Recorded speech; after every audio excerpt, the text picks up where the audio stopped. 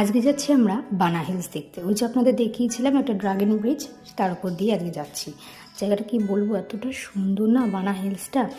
ওখানে 3-4টে স্পট আছে: golden bridge, French wine cellar, লিচ হাং পাগোডা আর ফ্যান্টাসি পার্কটা।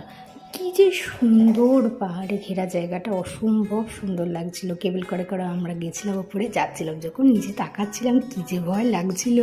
কিন্তু সত্যি বলবো, জায়গাটা এতটা সুন্দর।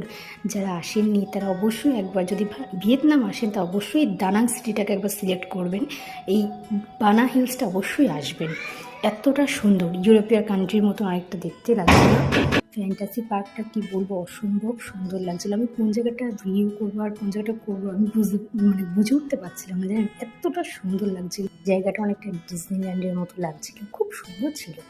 আর নেক্সট 3-4টে স্পট আছে যেগুলো আমি অন্য একটা পার্টে দিয়ে দেবো।